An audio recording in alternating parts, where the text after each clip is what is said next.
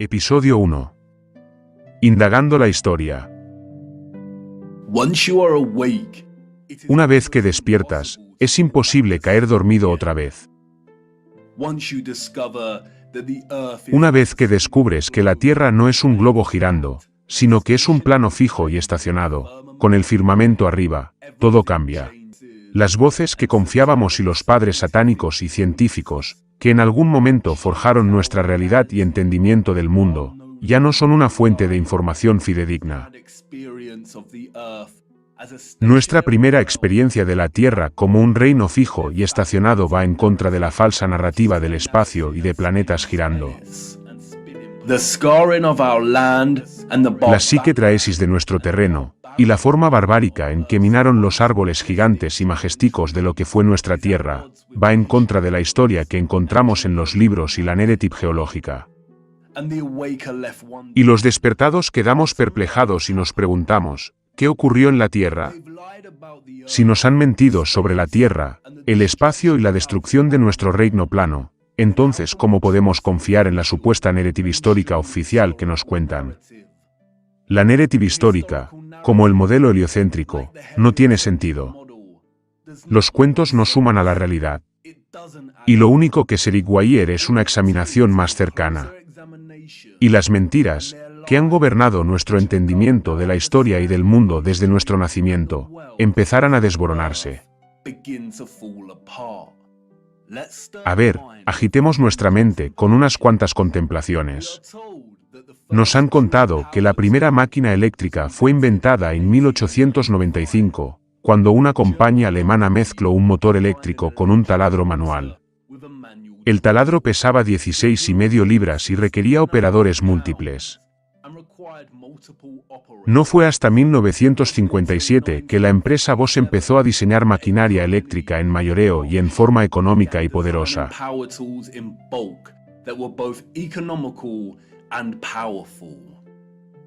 Entonces, ¿cómo es que nuestros ancestros en la historia, gente más primitiva y menos desarrollada, lograron diseñar y construir ciertas estructuras que encontramos? ¿Y qué de las piedras monolíticas gigantes que encontramos y que han sido cortadas con tanta precisión? Pregúntate, ¿podríamos repetir esto hoy con el arsenal de maquinaria que tenemos a nuestra disposición? ¿Y qué de los magníficos y antiguos pozos escalonados del Oriente? Nos dicen que los pozos escalonados fueron pozos de varios pisos construidos por nuestros ancestros primitivos, con el propósito de preservar el suministro de agua durante las sequías. Pero observe lo intricado y la complejidad de estas estructuras. Observe la gloria y la delicadeza.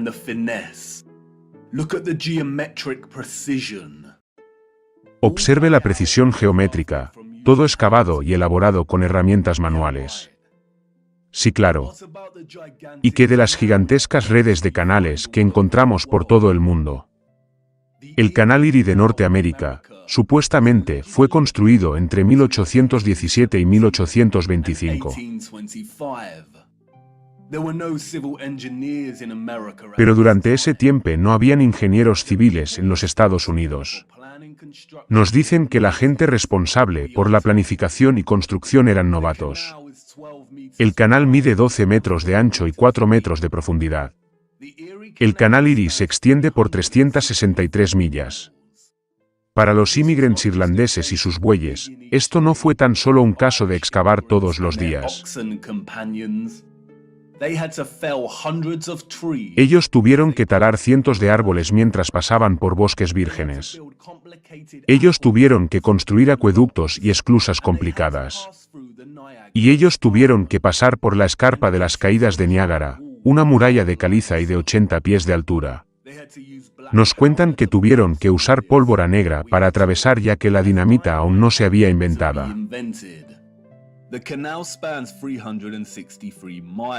El canal se extiende por 363 millas y fue construido sobre un periodo de 8 años.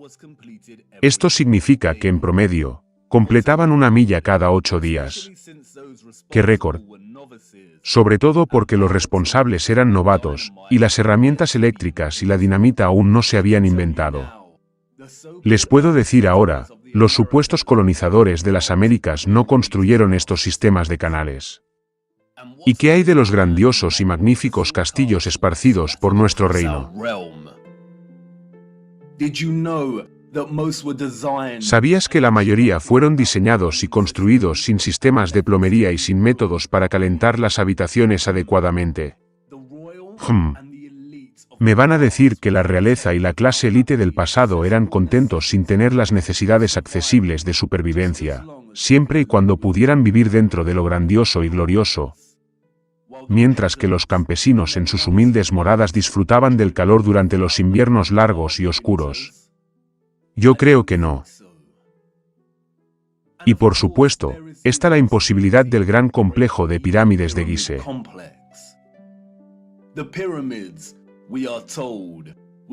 Nos cuentan que las pirámides fueron construidas alrededor del 2500 AC.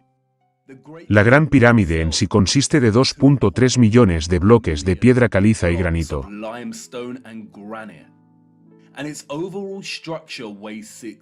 Y su estructura general pesa 6 millones de toneladas.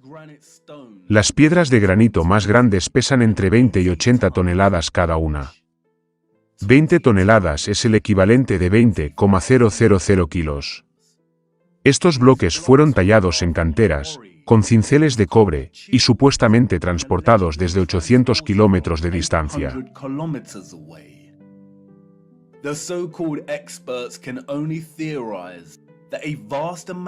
Los supuestos expertos solo pueden teorizar que se requirió una gran cantidad de trabajo esclavo. Ser crédulo y caer por la narrativa oficial es una cosa. Pero, que alguien por favor me explique cómo alinearon los ejes de aire de la Gran Pirámide con las estrellas circumpolares.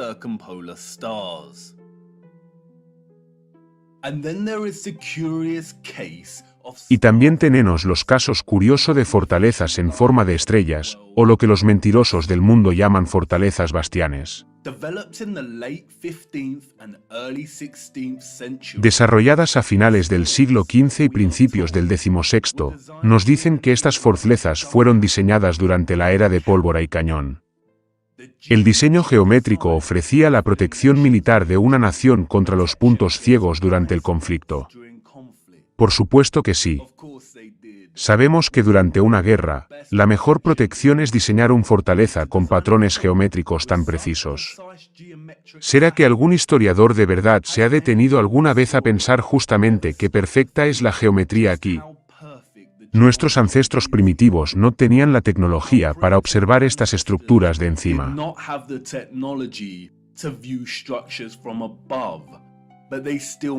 Pero, ¿aún lograron alcanzar esto? Por favor, dame fuerza. No fue posible. No podríamos producir una geometría tan perfecta en esta escala hoy. Nos han engañado una vez más. Hemos sido indoctrinados con una narrativa histórica y una línea de tiempo falsas. Y, al igual que el modelo tonto y heliocéntrico, todo lo que se necesita es una mirada más cercana a esta narrativa y las cosas pronto comienzan a desmoronarse y las mentiras se vuelven tan descaradamente evidentes.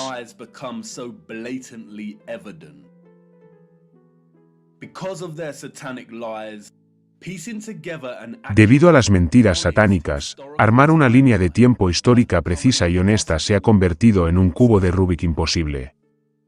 La narrativa oficial es una caja de Pandora, que solo nos ofrece pequeñas pistas, medias verdades y engaños.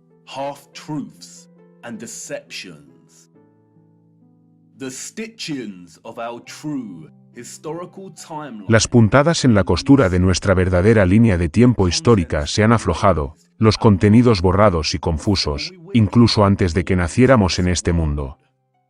Y aquí el problema: ¿cómo sabemos a dónde vamos si no sabemos ni dónde estamos en primer lugar?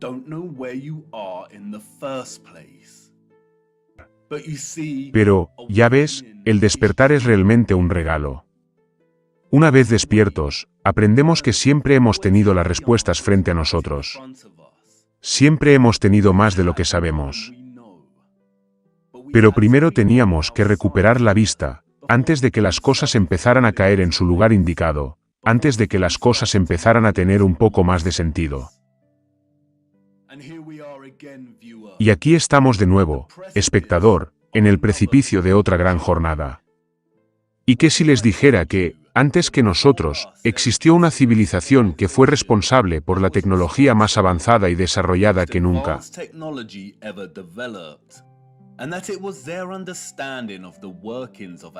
Y que la clave de su innovación era la comprensión del funcionamiento de nuestro reino plano. ¿Y qué pasaría si les dijera que es muy probable que nuestra verdadera historia como pueblo comenzó apenas hace poco más de 200 años? ¿Pensarías que soy un loco, una vez más? Sueno tan absurdo como cuando les dije por primera vez que la Tierra es plana. Quizás. Y es por eso que necesito mostrarles. Lo que espero mostrarles es uno de los mayores encubrimientos de todos los tiempos. Está a la par con la mentira heliocéntrica en su enormidad y el impacto que tiene sobre la humanidad. Intentaré mostrarles, y verán que es inseparable de la naturaleza real de nuestro reino plano de la Tierra. Y no puedes entender uno sin entender el otro.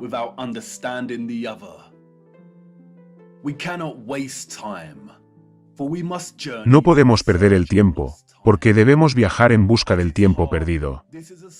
En el fondo, esta es una historia sobre decepción.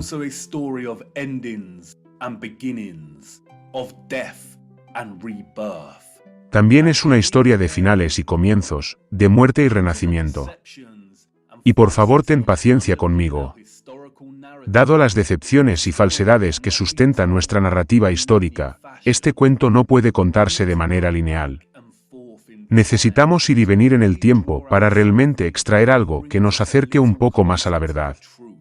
También es imperativo comprender que, así como la ciencia contemporánea, la historia es una disciplina que se corrompió hace mucho tiempo. En su forma más inocente, gran parte de la narrativa histórica establecida son conjeturas. Pero, en el peor de los casos, es un conjunto de mentiras acordadas, como lo expresó de manera tan sucinta un supuesto Napoleón. Vamos a estar excavando en la oscuridad. Ningún historiador estará allí para ayudarnos. Estaremos solos en esta jornada. Nuestra jornada es una búsqueda de cosas enterradas a plena vista.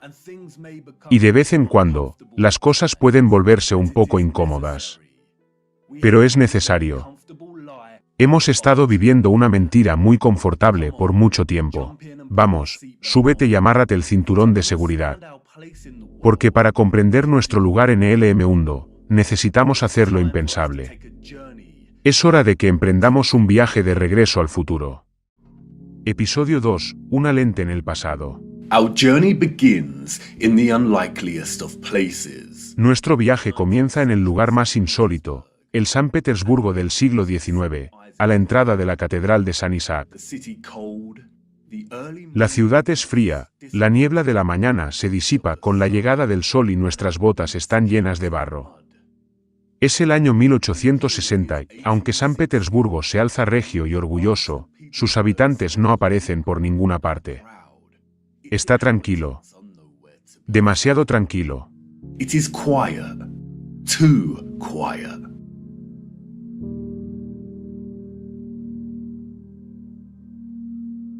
La población de San Petersburgo en la década de 1860 era, según nos dicen, de unas 500.000 personas. Y sin embargo, no hay un alma a la vista. ¿Dónde está todo el mundo? Where is everybody?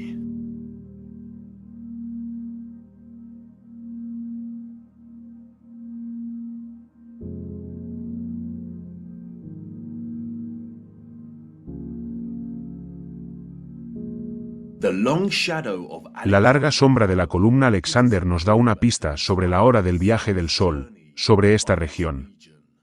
Las sombras largas solo ocurren durante la mañana o la tarde. Debe ser por la mañana. Pero, parece que nadie ha salido a la superficie todavía. Si viajamos 400 millas a través de Moscú, vemos lo mismo, calles vacías y tranquilas. We see the same thing. Empty, quiet streets. En 1860, Moscú compartía una población similar con San Petersburgo. aproximadamente 500.000 ciudadanos. Pero, de nuevo, ¿dónde está todo el mundo?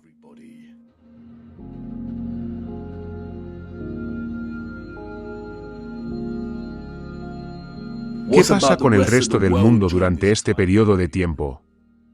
Edimburgo, Escocia, década de 1840.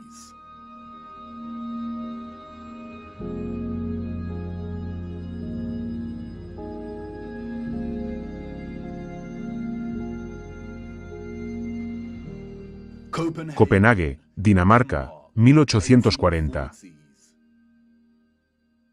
Dresden, Alemania, 1860s.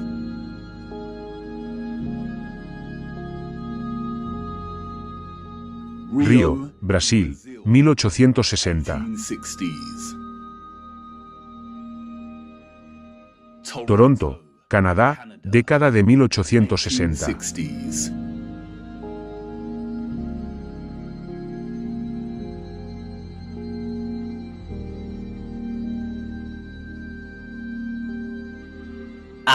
Atenas, Grecia, década de 1860.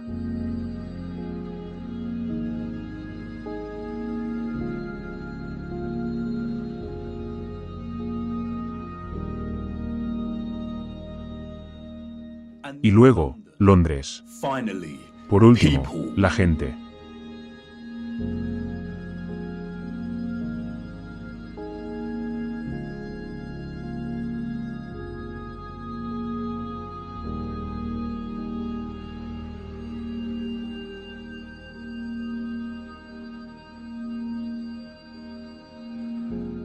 ¿Y qué hay de París? La gente, la vida.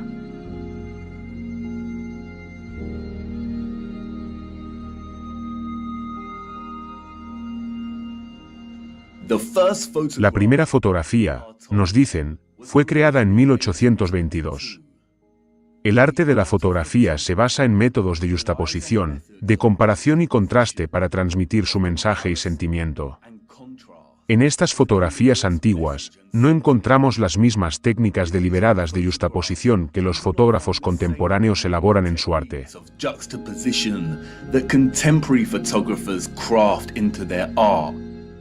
Sino que encontramos contrastes naturales que son tan importantes y centrales para navegar por nuestra engañosa historia. El contraste es un fenómeno, natural o artificial, en el que el significado se genera y transmite a través de la comparación de dos elementos opuestos.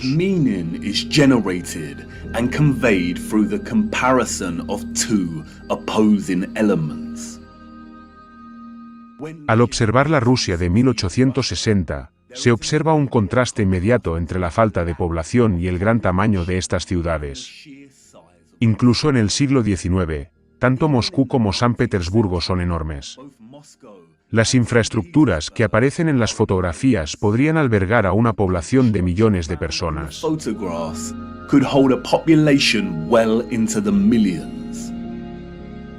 ¿Por qué las ciudades son tan vastas si la población era solo de 500.000 habitantes en cada una? Además, la narración oficial nos da una población que aumenta de forma lineal a partir de 1764. Muchos de los edificios que vemos aquí fueron construidos años antes de que se tomara la fotografía. ¿Acaso los rusos lo planearon con mucha antelación? Pero es cuando se introduce la población en estas fotografías cuando surge un nuevo contraste que resulta asombroso. Es decir, entre la gente y el propio entorno. Puede que sea el reducido número de población. O puede ser la crudeza monocromática de las imágenes en blanco y negro. Pero nos presentan algo entre lo que hemos vivido toda nuestra vida y a lo que nunca hemos prestado atención. Es la enormidad y la imposibilidad de la arquitectura.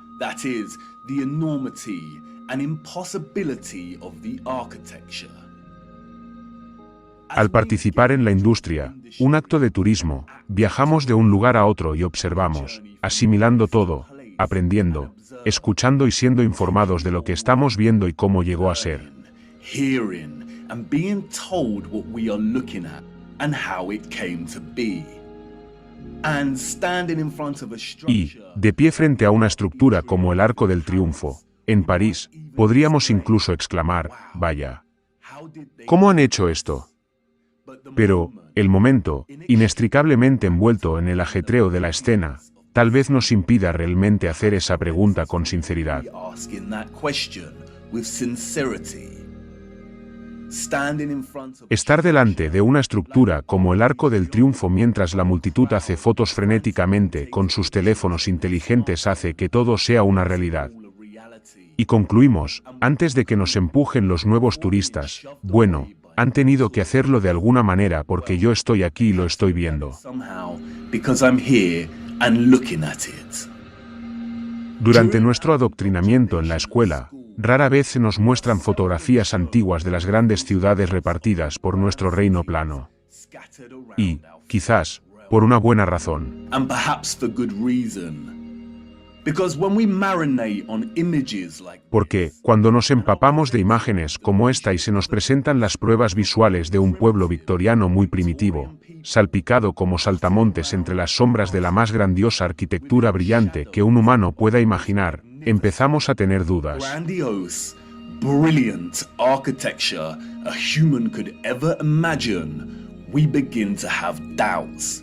Indeed, En efecto, ¿cómo construyeron esto? El Arco del Triunfo está hecho con 36.695 metros cúbicos de piedra caliza y pesa 95.407 toneladas, es decir, algo más de 95 millones de kilogramos. and weighs 95,407 tons, or just over 95 million kilograms. They tell Nos us cuentan que se tardaron 12 años en construir el gigantesco arco en dos periodos diferentes, entre 1806 y 1814 y entre 1832 y 1836. 1832 to 1836. How did ¿Cómo transportaron esta cantidad de piedra caliza con los mismos caballos y carros que vemos en las fotografías? the photograph? Observa con atención las 4 esculturas que adornan cada uno de sus Four lados. sculptures that adorn each of its sides. Look at the intricacy of the sculptures. Fíjate en la complejidad de las esculturas y en el patrón de la ornamentación que enmarca el arco. Cada sección se repite perfectamente sin ninguna desviación o inconsistencia. Variation or inconsistency. The first true power tool was La primera herramienta eléctrica verdadera no se inventó hasta 60 años después de que se completara este arco. Nos dicen que fue hecho a mano. by hand. ¿Es eso Is posible? that even possible? And then there is the Y luego, ceiling, está el techo del arco. immaculate, Inmaculado, rosas esculpidas en 3D, perfectas en su simetría geométrica. geometric symmetry. El matiz del detalle y la delicadeza de cada pétalo y de los bordes de la sección transversal es abrumador. And cross-section borders is overwhelming. Mira el resto de París durante este tiempo. This time. De nuevo, una plétora de increíbles estructuras gigantescas y magníficas. Gigantic La infraestructura de la ciudad, gloriosa. structures. Y la gente y sus medios de transporte. Primitivos, And the people poco sofisticados y que parecen no haber sido desarrollados hasta el punto de producir una ciudad como esta. seeming not at all developed to the point of producing a city like this. The roads are improperly Las carreteras están mal pavimentadas y son irregulares. paved. They are dirty. Están sucias y embarradas. También vemos edificios de esta época en los que la arquitectura se alinea con los habitantes. Aligns with the inhabitants. Buildings of misshapen proportions. Less Edificios de proporciones deformes, menos desarrollados y refinados, encantadores a su manera, in their use of pero tosco en su uso de la madera y el yeso. is exactly Este es exactamente el tipo de arquitectura que esperamos de una generación de caballo y carro. Una generación ignorante de los descubrimientos de la tecnología que se produciría en los años siguientes. years to come. Furthermore, at the time of this photograph, Además, en el momento de esta fotografía, el arco tiene aproximadamente 40 años, desde su finalización. Sin embargo, pueden ver lo desgastadas que están algunas de las partes de la estructura. La erosión de la piedra sugiere que el arco es mucho más antiguo. A medida que nos acercamos a finales del siglo XIX, vemos que los moscovitas han decidido por fin salir de sus casas y aventurarse en las calles. La infame Plaza Roja, ahora llena de vida. La Catedral de San Basilio y la Torre Spasskaya dominan el marco de la plaza. La construcción de la Catedral de San Basilio comenzó en 1555 y se terminó en 1561, es decir, en apenas 6 años. Sufrió un gran incendio en 1737 y fue restaurada durante 20 años.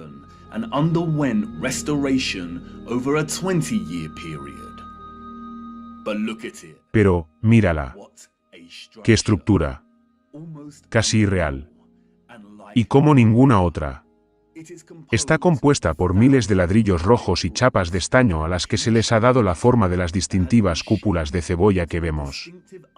Mira de cerca la complejidad de las cúpulas. ¿Cómo doblaron el metal para lograr tal precisión y perfección en el siglo XVIII?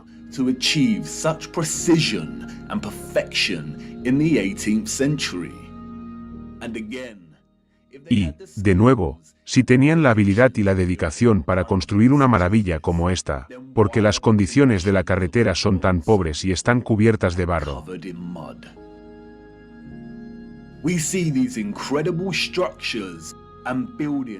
En la fotografía del siglo XIX vemos estas increíbles estructuras y edificios por todas partes. Tenemos el maravilloso Palacio de Cristal de Londres, una estructura monstruosa con la mayor superficie de cristal jamás vista en un edificio. Y todo construido antes de que Inglaterra tuviera una fabricación automática de vidrio. Tenemos la Abadía de Westminster y el Parlamento. Tenemos el antiguo Arco de Houston, construido de pura piedra arenisca en 1837. Y las calles, sin pavimentar y llenas de barro.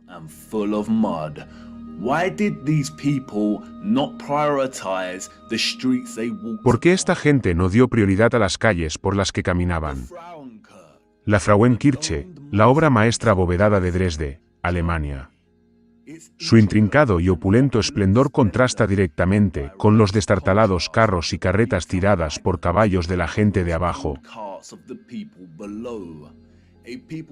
Un pueblo que depende de las necesidades más básicas. Un pueblo completamente empequeñecido por su tamaño y majestuosidad. La Biblioteca del Parlamento en Ottawa, Canadá. Construida a lo largo de 17 años. Los primeros colonos importantes llegaron en 1800. Y, en el momento de la construcción, la población de la ciudad no llegaba a los 20.000 habitantes. ¿Sería realmente una gran y gloriosa biblioteca una prioridad para los colonos? ¿Por qué el edificio parece haber sido recortado de Europa y pegado en Canadá? Incluso a principios de siglo, 40 años antes de que Bosch economizara la herramienta eléctrica.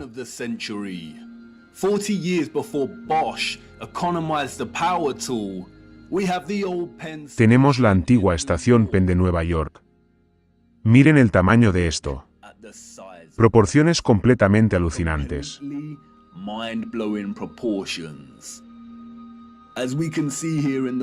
Como podemos ver aquí en la fotografía, cada patrón octogonal y esculpido en el techo de la cúpula arqueada es más grande que un solo ser humano.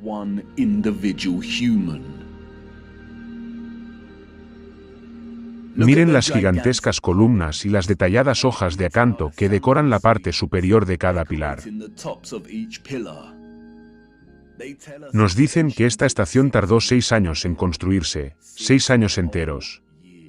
Sí, claro. ¿Por qué somos tan crédulos? Incluso con nuestro acceso a las herramientas eléctricas modernas, las piezas de construcción imprimibles y la tecnología de las grúas, no podríamos reproducir esto hoy en día. Y, lo que es más importante, no reproducimos este tipo de arquitectura hoy en día. Los mentirosos oficiales de nuestro mundo tienen un término general para este tipo de arquitectura que vemos en Norteamérica.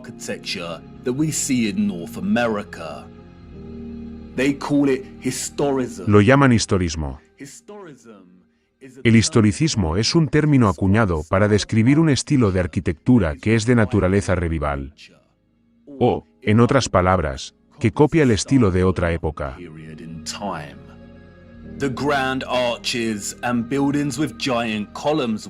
Los grandes arcos y edificios con columnas gigantes que vemos se construyen en estilo clásico o grecorromano. Y las catedrales se construyen en los estilos renacentista y gótico de la Europa medieval. Los componentes de estos estilos arquitectónicos particulares presentan grandes agujas, ventanas arqueadas, torres, torretas, cúpulas, arcos porticados, esculturas, enormes puertas, ventanas geométricas circulares, columnas, esferas de reloj y campanarios.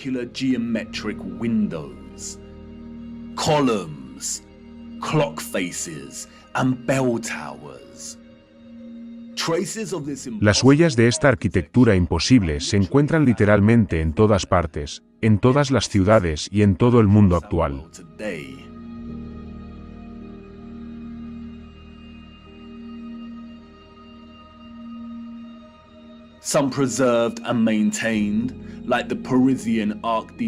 Algunas se conservan y mantienen, como el Arco del Triunfo parisino en Notre Dame, y otras se han perdido y han quedado olvidadas en el tiempo, como el Arco de Houston y la antigua estación Penn de Nueva York. Nosotros, como pueblo, viajamos kilómetros para tomar nuestras propias fotografías de estas maravillas.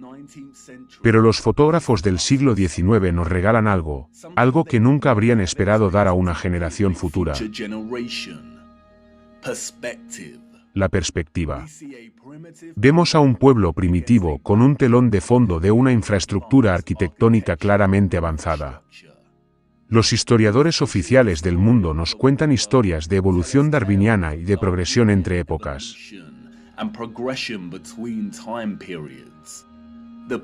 Los pueblos que vinieron después siempre fueron más avanzados en sus formas, refinando y redefiniendo los métodos de la generación que vino antes. Si el punto álgido de la innovación y la industria durante el siglo XIX seguía siendo el caballo y el carro como medio de transporte, entonces, como nos dicen estas fotografías, este estilo de arquitectura era igual de imposible para los que vivían en los siglos anteriores.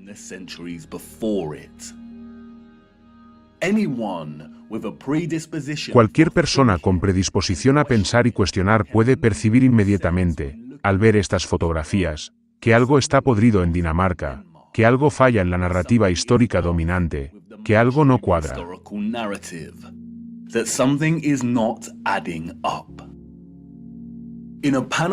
En una imagen panorámica de San Francisco en 1877, vemos un collage de arquitectura historicista.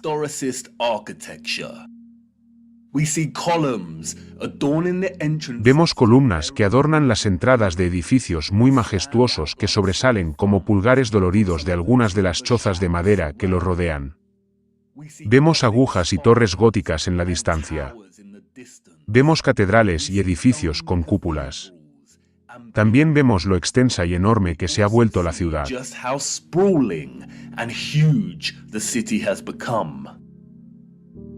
En 1846, había menos de 500 colonos mormones viviendo en el área de tierra en la que ahora llamamos San Francisco.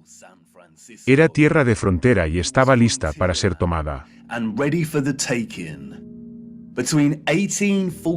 Entre 1848 y 1849, con el inicio de la fiebre del oro de California, la población aumentó de 1.000 a 25.000 personas. 28 años después, se tomó esta panorámica. La población en ese momento, nos dicen, se acercaba a los 200.000 habitantes.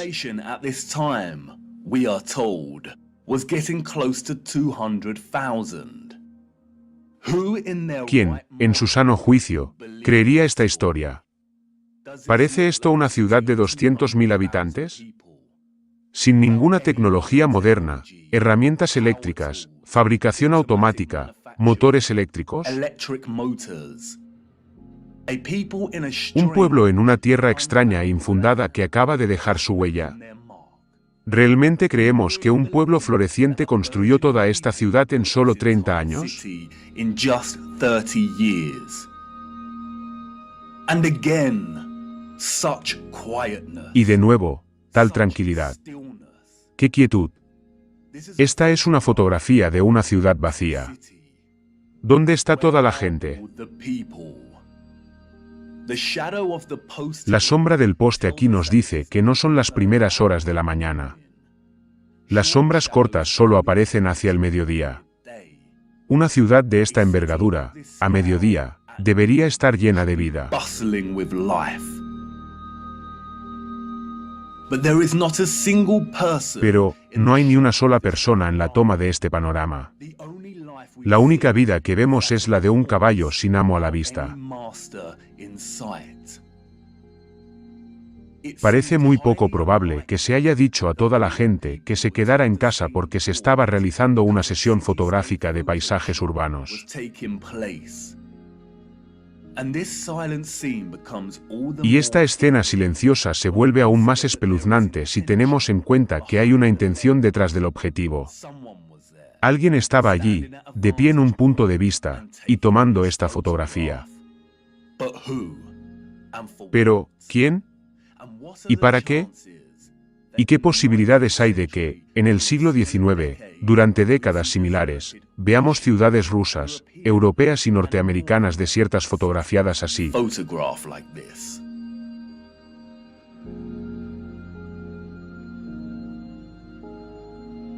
And then only a few Y que, years later, pocos años después, encontremos los mismos lugares repletos de gente, un pueblo claramente incapaz de construir la arquitectura que se encuentra en estas ciudades. found in these cities. ¿Y qué hacer con estas fotografías? Do with these photographs. Si aceptamos la narrativa y estas extrañas anomalías, entonces nos detenemos aquí y volvemos a nuestras ocupadas vidas. Back to our busy lives.